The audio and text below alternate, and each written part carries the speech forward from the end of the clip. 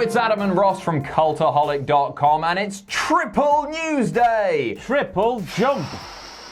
It's all about the news and how you say it. It's all about the news. And let's look at the headlines. First off, we have reports of a finish being changed to a match at Super ShowDown. There's been another controversial incident involving a fan at a wrestling show. And a title match has been announced for tonight's Raw.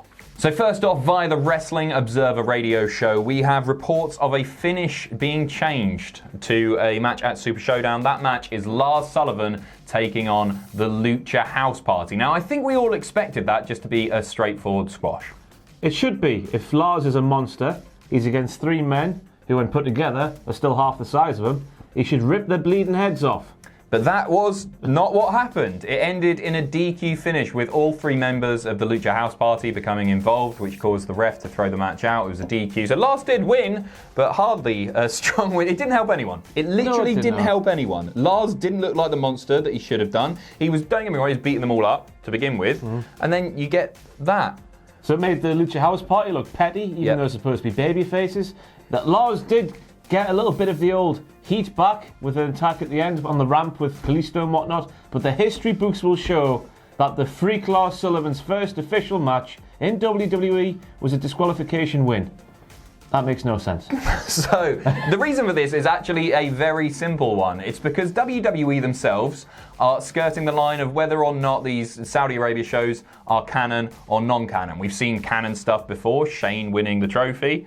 Calm down, has been integrated into WWE weekly programming. However, apparently this, well, wasn't the case here. And the reason for this is that they plan on running the same match again. But, you know, my immediate thought is, if you want, I don't know why you want to put this match on again, but if you are wanting to do this match a second time, why not just have Lars squash them 2 times to hammer home the fact he's a monster?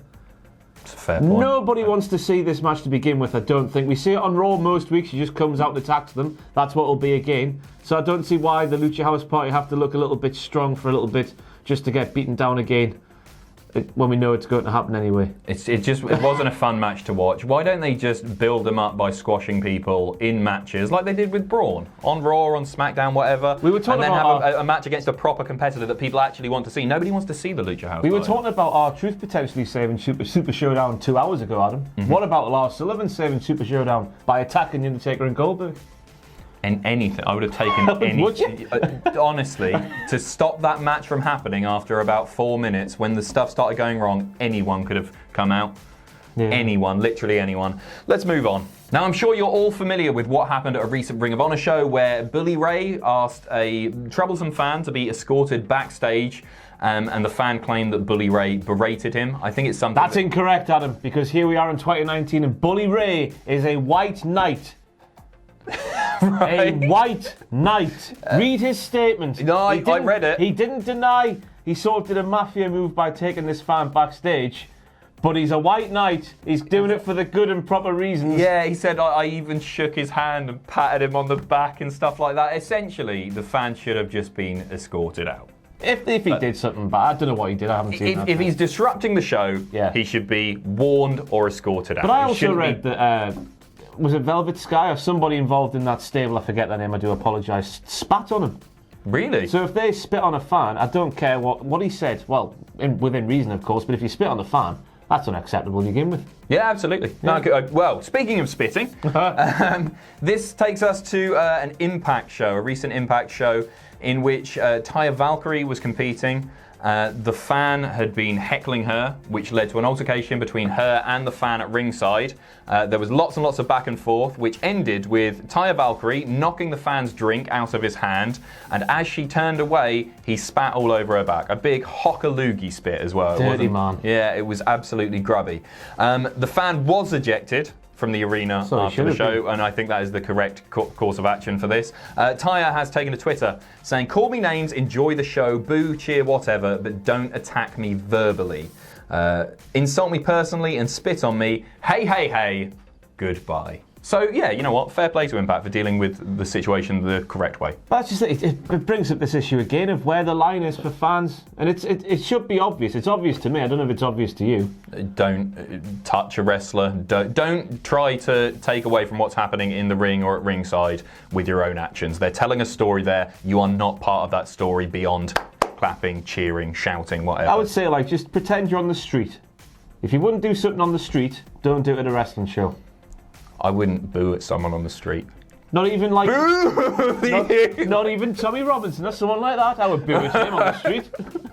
No milkshake was involved in this incident, we can confirm. Next up, we now know the status of Brock Lesnar as far as his involvement with the UFC goes, and that is quite simply that he is done with the UFC. This comes direct from Dana White of the UFC, and that he is working on a new deal with WWE. We have no further details on what that deal may be, whether or not he'll turn up very often. Are you joking? He's been on the last 3 or 4 Raws, has he not? With his boombox? It's been a few years of not turning up that often. So yeah, this obviously it's a weird one because it looked like they were building to a match with Daniel Cormier. They did a fight, not a match. Can you call it a fight? Scripted. They did an angle, didn't they? Basically, yeah. At the end of a match, Brock Lesnar came in, challenged him, and then said, "Oh." Everyone expected it to happen, but it hasn't. Mm-hmm. That's weird. It's a weird one because my understanding is that if the money is there, Brock would be allowed to do that and Vince and co wouldn't be anti it. Triple H came out last week saying that if Matt Riddle wanted to go back to the UFC, he would welcome the idea because it's actually just great press for WWE. But it would appear that Lesnar and White have tried to figure out a deal, but Vince McMahon's offered a more favourable one to Brock, and that's what he's taken. That's what it looks like from what Dana White said here. As frustrating as it is to admit, we've seen just how important Brock Lesnar is to especially casual fans. When Brock is on the show, we do see a rise in numbers. And yeah, especially when you had so many top tier talent who are away injured and you had Roman away, Brock was one of the few that I would argue offered real star power. Something that, you know, Seth, for example, Becky even, they don't offer. It just boils down to the same old thing, doesn't it? Well, Undertaker and Goldberg main event in the show in 2019. Vince McMahon needs to create new stars. New bona fide, just have them win every single week. Have them make like compelling storylines, good promos, this, that, and the other. It's so easy, isn't it? It's so easy. It's not easy, but it's baffling that he's not doing it. It's not actively doing it. Like Ricochet already is just another member of the main roster. How quickly did that happen? Aleister Black hasn't had a match yet since becoming like a proper SmackDown Live. Because everyone has to win sometimes, and it's so frustrating. You've got the deepest roster certainly, but I would argue maybe one of the most talented rosters that they've ever had. Give them the creative freedom, let them go with it, and you know that they're going to create gold. But it's very obvious, as we've learned in recent weeks, especially following Jon Moxley's interviews, that creative freedom isn't being offered, and I think that's why so many stars are stagnating. And finally, a huge title match has been announced for tonight's Raw. It's one to me that doesn't make that much sense. It is the Raw Tag Team Champions, who we haven't seen on Raw for a little bit. Since WrestleMania, maybe? It's been a while. They are defending their gold against the Revival, despite the fact that the Usos beat the Revival in the pre-show at Super ShowDown. Pre-shows don't count. Right? Survivor Series. Yeah, okay, We're going back there, aren't we? Fair point. Yeah, it's so annoying not seeing Ryder and Hawkins on TV. Yeah, I think it might have been the Raw after WrestleMania was the last match. I don't know, that's off the top of my head. Both Raw and SmackDown's tag scenes are in tatters at the moment. This is just a damning commentary on the tag team scenes in general. And I still can't believe that when they had the SmackDown tag titles vacant, they didn't just scrap them and make it one thing. Is my ring? My finger. So yeah, I mean, it's billed on WWE.com with the line, Ryder and Hawkins and the Revival to collide in WrestleMania rematch for Raw Tag Team titles. We are a long time removed from WrestleMania at this point. There's no storyline. This is the second WrestleMania rematch because on the Raw after WrestleMania, I'm sure the Revival took on Ryder and Hawkins again. Yeah, they did, yeah. So there we are. We need to see this again for reasons. But that's not the only thing announced for tonight's Raw, is it, Adam? Poor Uso. Yeah, it's not. Shane McMahon and Drew McIntyre are to celebrate the best in the world's triumph over Roman Reigns at Super ShowDown. Expect confetti, I almost said pyro there. Don't expect pyro because we're not in Saudi Arabia anymore. No, we're but not. expect streamers, sweating, sweating, and a real wrestler stood next to an old man who pretends to be a wrestler. An MMA expert. Right, fair Shane enough. McMahon. I still can't believe it happened, Adam.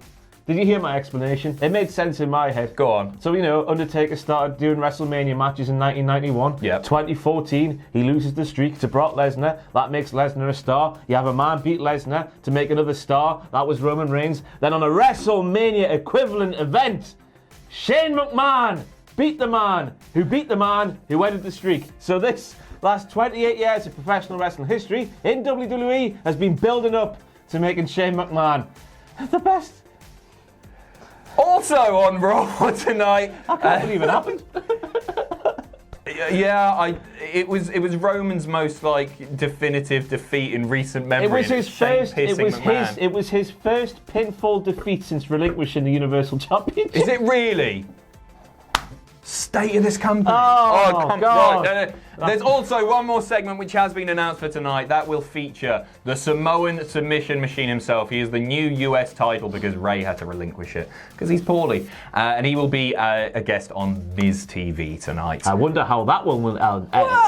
You know what? I don't mind that. Miz having something to do. He's been not doing that much in recent weeks. He's a character who we were so excited about, even this time last year. And now, as you say, another guy.